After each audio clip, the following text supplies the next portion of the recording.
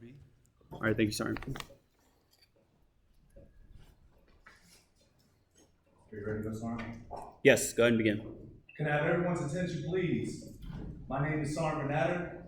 The purpose of this brief is to discuss who Sergeant Ty M. Carter is and what his actions were that led to the Medal of Honor. Before we get started with today's brief, some safety considerations. In the case of a fire, we will proceed down this flight of stairs in an orderly manner. We will proceed to Rally Point Alpha directly behind the defect. If for some reason we cannot use Rally Point Alpha, we will go to Rally Point Bravo in the parking lot next to the gazebo. In the case of an active shooter, the first thing we will do is try to escape. If for some reason we cannot escape, we will practice noise and light discipline, barricading ourselves in the classroom. If the active shooter decides to come in the classroom, I myself in the facilitator role will secure the weapon. Once the weapon is secure, the soldiers in the classroom will help me detain the active shooter. Environmental consideration, tripping.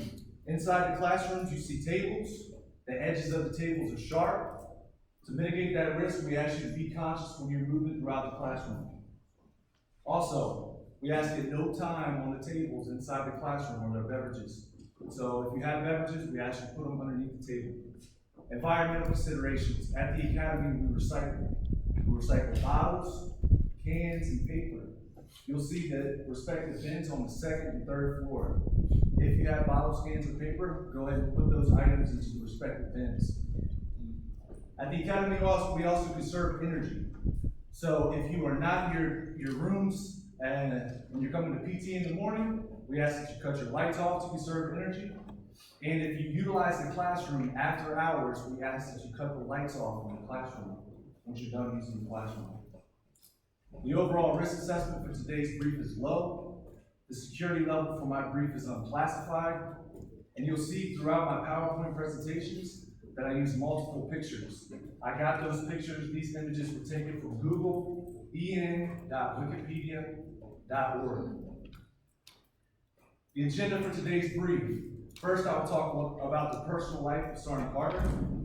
Then I will talk about his time while serving in the United States Marine Corps.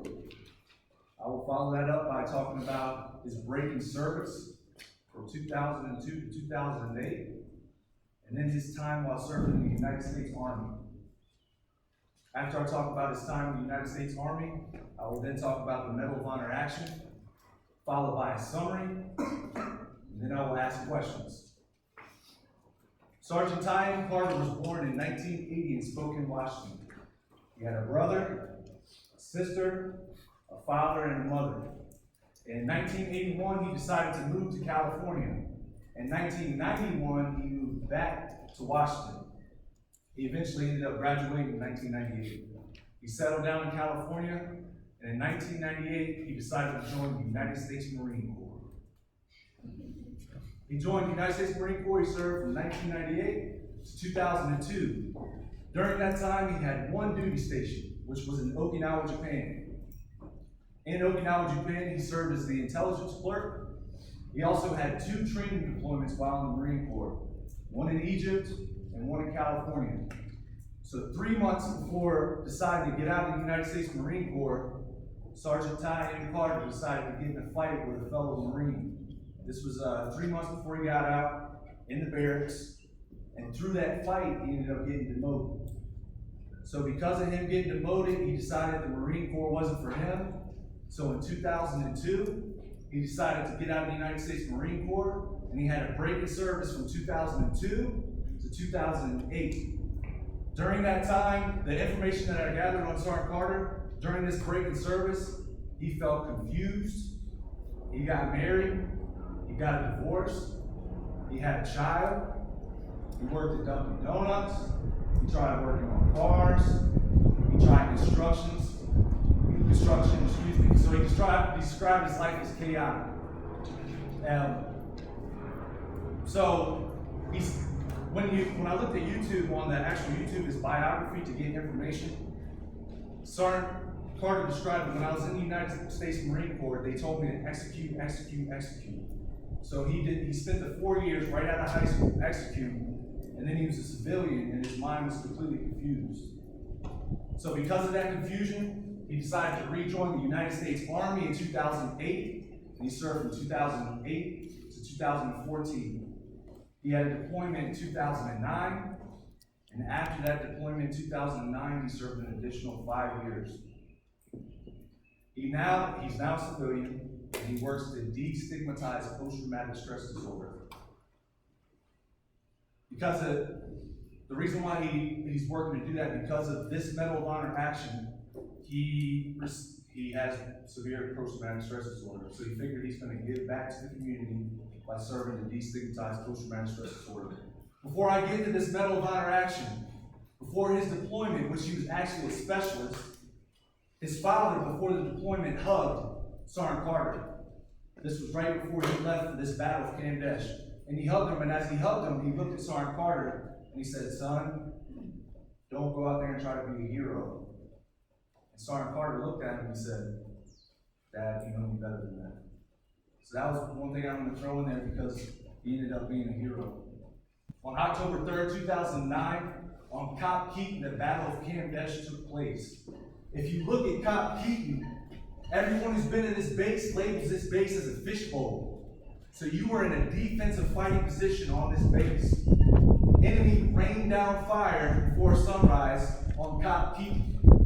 And a quote at the bottom of this slide, Sergeant Carter said, "I will never tell any soldier or service member, hey, go out and get the Medal of Honor, because of the amount of pain and loss and tears that has to be shed in order to receive it."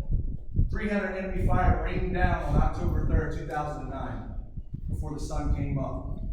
Sergeant Carter grabbed his weapon, put his gear on, and he went to the south battle position. And he ended up getting wounded within the first hour.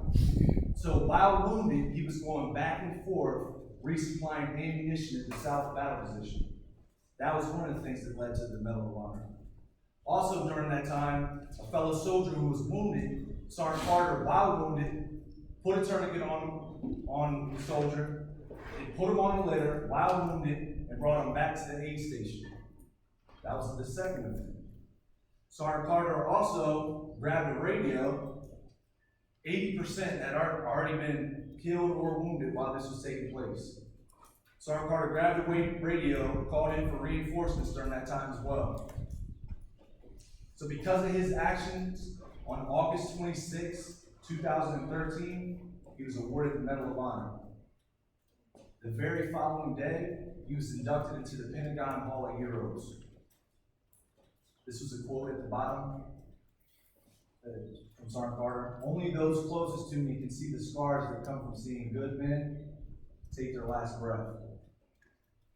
In summary, I talked about the personal life of Sergeant Carter. I talked about him growing up. In 1980, he was born. I talked about he had his sister, a brother, mother, father.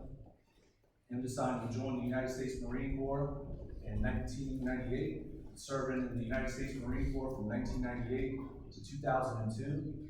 I then went into his break in service from 2002 to 2008, where Sergeant Carter describes his life as chaotic. He had a baby, he got a divorce, he had multiple dead-end jobs. I then talked about him rejoining the United States Army, serving in the United States Army from 2008 to 2014. We then talked about his Medal of Honor action and those events that led him to receive the Medal of Honor on August 26, 2013, and be inducted into the Pentagon Hall of Heroes. Do I have any questions?